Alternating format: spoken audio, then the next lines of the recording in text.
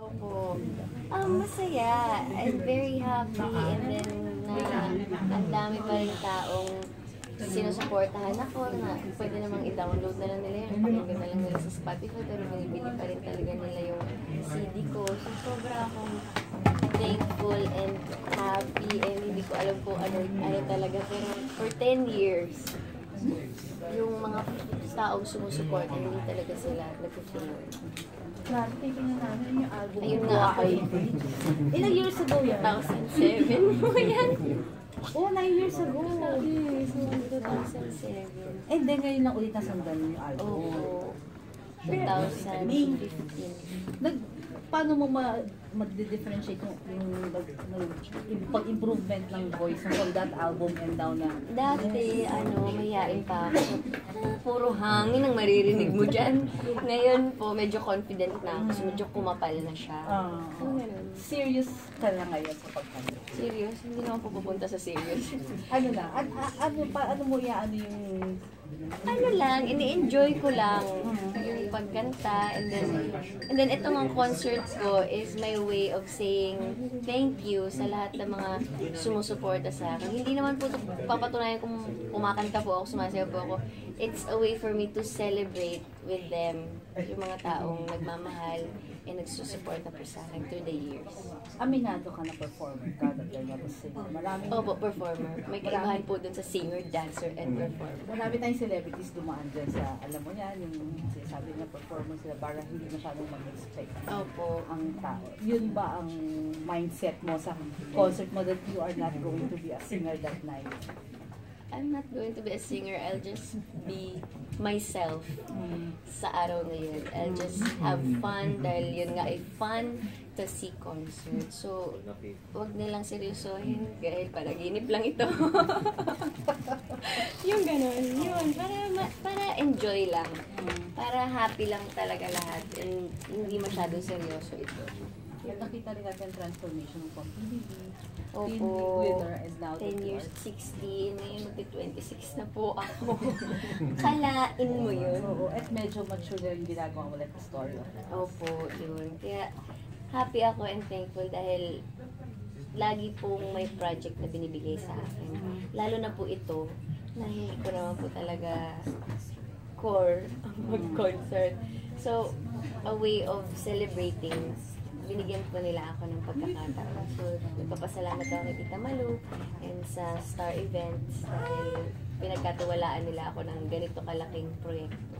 Kung among your close friends in ASAP na nakaka-perform mo, gusto mo makasama sa record? If you had a wish na sana nandun siya. Sino ba? You can perform with, dance with, or maybe sing with. Gusto ko kasi talaga yung mga singers. Sandali lang pakinggan. Si Angeline, sila Sarah, yun, si Ying, gano'n. Wala sila eh. Walang chance? Wala po. ako na lang po ito, pagtsagaan niya lang po. Pero yun sana maganda. Opo. And yung dance moves mo, talagang, kasi may nakikita ka na nagpa-perform sa atin. Opo, meron po ngayon mga props na mga deadly props na makikita nila dun. Meron po silang circus, pwede din po yun. Yung gano'n. Hindi mo talaga maging prinsesa? Dream lang naman po. Yun. Ano to? Ano ba nangyari ng childhood? Ba't yun ang gusto mo maging? Kasi mahilig po ako sa si Bobol. mahilig po ako magbasa ng mga princess stories. Lahat yun, paborito ko sila Snow White, sila Cinderella, sila Sleeping Beauty, lahat ko yun gusto ko. Meron po ako ng lahat. Gusto ko po maging isa sa kanila. So, nagpagawa kayo ng costumes na pwede maging into reality? Marami po itong costume changes, para po itong fashion show ng mga damit, bukod sa mga prod. Then may mga kwento-kwento, may mga komedyante din po tayo dito para mas lalo maging fun. And then yung mga old songs ko, old hits and new hits ko, kakantahin ko sa gabi yun. Then meron po akong one gap na para lang po talaga sa mga fans ko. And marami po po. sobrang na-excite ako. And then, tutugtog po ako ng mga instrumento. Yun. Oh, very good. Yeah, yun. Very personal. Very personal. Kung nasundan nila yung life story ko for 10 years, makarelate sila sa concert ko. Grabe yung kasitan niya sa New York. Lumabas ng mga phone ko. Sweet ba yun? Oo, mukha ito na rin si Ian kasi nga naman malamig to, tas kayo-kayo lang. Opo, sobrang lamig po talaga. Hindi ko kaya yung lamig eh. Oo. So, Naninigas na po yung mga daliri ko, yung ganyan. Tapos si Sian, binila niya ako ng earmuffs. Oo. Kasi minsan hindi siya kasali sa eksena. Kasi ako ngayon nauna sa New York. Hindi siya, mga pambalik, kasi hindi kami handa. Nagkaroon pala mangyayari din. eh, may video na pinigis ka na. Ay, para masali kami sa video. Parang, hi, ganyan. Ano ba nangyari doon? Kasi gusto namin malagay sa billboard. Okay. Eh, hindi kami nalalagay. Ano ang gagawin? Eh, yung isang, dun, parang Amerikano, mga turista, naghahalikan sila eh. Hindi ko siya, maghahalikan ako kaya. Kumuhay-kaway ka na lang. Eh, hindi. So, sabi niya, hindi. So, kinikis niya ako dito. Ayun, nakuli kami ng heart. Nasa billboard na kami. Kasi isa, nasa heart nga sila. Hindi ko kaya yan. Yung ganun. So, nakakatuwang experience. And then, first time kong mag-shoot sa ibang bansa ng isang teleserye or yung ipapalabas. Hindi lang basta show para sa mga kababayan natin din, kundi palabas talaga. Yun. Yun, ito na naman yung issue about yun sa inyo. Bakit pumasok? Ba't nagsalita ka ulit this time? Nakapagod na po kami. Meron Nakapagod bang na po kasi. certain person na nagbe-bring up nito kaya... Nasa Instagram po. Kasi mabilis lang po. Once ikaw pa-follow kita, gusto kong sabihin sa'yo na, Kenneth, Charba! Tapos Agad-agad po eh. Tapos paut-ulit. Oo. Kanina, noon ka pa. Noon ka pa. The same person? Hindi na po. Iba-iba po sila. Okay. Tapos ang hahaba. Oo. Eh, di ba pag page mo, dapat maganda ka. Kasi yun ang titignan ulit eh. Ay, ito maganda ako dito. Yung angle, perfect. Oo. Tapos sabihin nila, salamat, Dok. Mm. Ulit na. Hindi naman po. Diyan po ako nagaling. Ano lang, inabot ng 2 years emotion? ago pa po yung na ano ako sa kotse. Nag-break kasi ako. Tutulog kasi ako noon.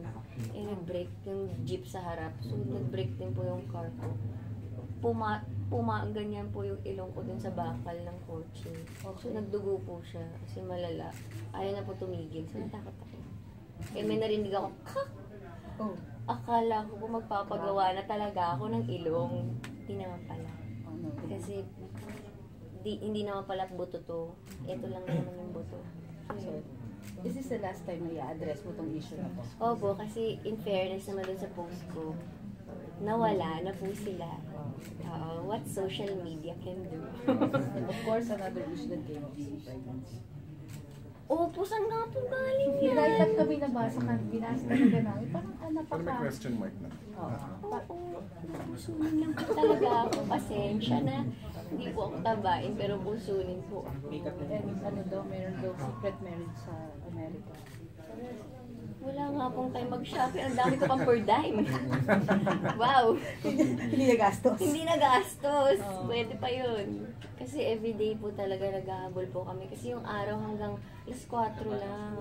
6 to 4 lang. Eh, ano makukunan kami sa 6 to 4? Hindi na matatapos yun. Eh, ang kailangan eh daylight. So, umaalis kami dun sa bahay namin ng alas 4. Naka-made up na kami para pag sikat ng araw, simulan. Anong pinagbasihan itong buong position? Baka po busog po ako. Pangatlong na fashion police na rin po ako dyan. Oo nga. Nung ASAP. Busog po. Pag busog po, malaki po siya. It seems iba na rin mo yung the way may handle ngayon ang issues. Hihingitian mo na lang. Kasi walang kwento. Hindi, kasalanan to ng tatay ko eh. Bakit? Nasa jeans? Pusunin kasi kami ate ko, dalawang ate ko, tita ko, tatay ko, laki pa ka dyan. So, yun. Kaya lagi po akong tumatakbo. Kasi yung pagtakbo, natanggal po siya. Pero yung mga ate ko, hindi po sila tatakbo. Kaya mukha po silang buntis na maraming taon. Pero ikaw ang peg ng maraming artista, gusto nila maging kimchi Kasi yung hindi po katawan nila. napupunta dito yung taba ko, hindi po napupunta dito, wala. Dito lang tsaka sa pisngi ko. Ah, okay. So careful ka dyan sa mga ano. Kung sexy ka ba sa content? Sexy. Gusto ko po maging prinsesa, ayoko po maging ano. So walang prod numbers na medyo mga malabyan, say, mga ano. Basta nakakagulat, nakaka-enjoy ito. Hindi mo iisipin na... Hindi ko alam kung paano yung outcome nito, pero ako na-excite ako. Parang nanonood ng theater. Pero at the same time, Production. may production. All in one. Tapos ano lang figure na yung sinabi talagang siyan sa lahat ng tao kanina mahal na mahal ka. And ayaw niya sanang ikaw ang magsalita. Siyempre po na-vibrate ko, alam mo yung hair ko habang nagsasalita na po siya. Hindi, siyempre nakakalutang ng feeling na mayroong taong ganun sa'yo. Siyempre hindi naman lahat ganyan sa'yo. Minsan, nahihiya pa sa nasabihin yun sa maraming tao. Kaya sobra akong thankful and happy na pinaparamdam niya sa akin. At 4 years na mo siya yung si Mr. Wow. Mr. Right na ano, binibigay mo ng song sa kanya. Opo. Yes, so, dahil si Sian talaga, ano siya, kakaiba kasi talaga siya. Isa na doon yung music video namin, na yung iba, naniningil pa. Pero siya, sige, gawin na natin. Yung gano'n, tapos, uy, may concert ako. Sige, gawin natin. Yung parang pag para sa'yo, sige, okay lang. Yung gano'n. Ano relevant sa April 9? Bakit ba araw na yun? Kalayaan day po kasi yung Seryoso Freedom Day. yan. Seryoso po yan. Kagitingan, Ah. kalayaan, bayanihan, gano'n. Oo. Laban po ni Pacquiao din yun eh. Lalaban po ako.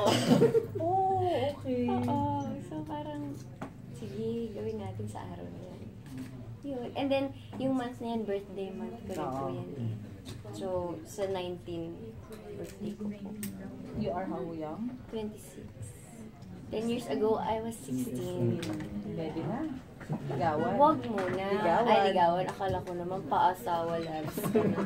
Huwag muna. Yun.